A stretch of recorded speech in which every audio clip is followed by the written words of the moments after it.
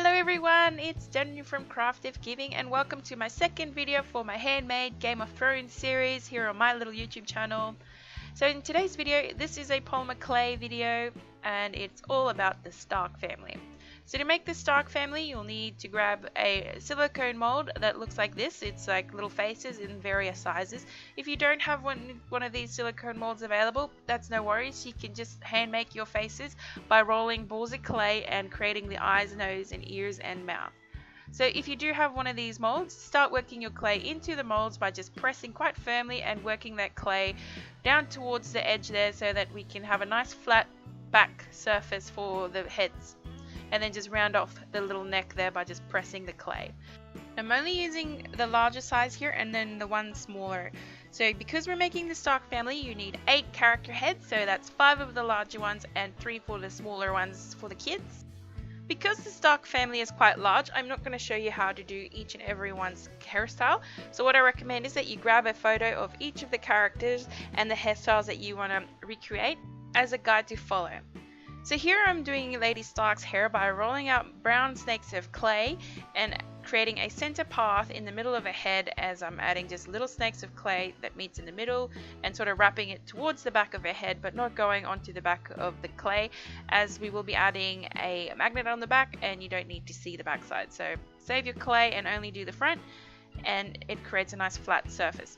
Now because Lady Stark has quite a few braids in various episodes and various hairstyles, I'm just going to create a basic braid by rolling out a long thin snake of brown clay and folding it in half and then twisting it onto itself so that it creates that braid. Now you can totally create a realistic plait by actually braiding 3 strands of clay if you like, but I'm making this quick and easy and it's quite an effective way to create that look. Then to create her beautiful long locks of hair, you'll need a base on the back of the head. So I'm just adding a flat bit of clay in the rough shape of the hair I want, just as a support system there for the hair so that I have something to attach all her luscious little locks to. Then I'm rolling out more snakes of brown clay and creating little curls in it by just twisting it slightly and then filling up that space with clay. Look how beautiful that looks once you're done. This doesn't take a long time to do, it's really quick and easy and it looks really cool. So set her aside for now and then go ahead and do the rest of your characters. Now for the males, like Robb Stark for instance, who has short curly hair, it's the same principle that applies but just creating smaller and shorter curls. So rolling out the clay and just creating little twists and turns and just filling up the top of his head but not going onto the back of his head. And then as you finish off his hairstyle, just add a few little curls sticking up on top. I think his hair looks so cute. Use the characters' photos as a guide for the others and their hairstyles. As all the men in the Stark family have beards, go ahead and remove any little mouth imprints if you have used a mold, or you can just create your own, but I need to move that mouth down a little bit so that we can paint on his beard without it looking a little bit funny with his beard sitting right on his nose. So I'm just using my finger or a polymer clay tool to remove that imprint. Now be careful and make sure that your hands and tools are clean so you don't end up with big black smudge marks like that if you have the color of your previous clay left on your fingers. And then create your mouth by using a tool or a toothpick and just create a little smiley face. Then you need to go ahead and bake your characters in the oven according to your polymer clay's instructions. My clay might be different to yours, so just read the back of your polymer clay's instructions to see for how long and how hot your oven needs to be to bake your little characters.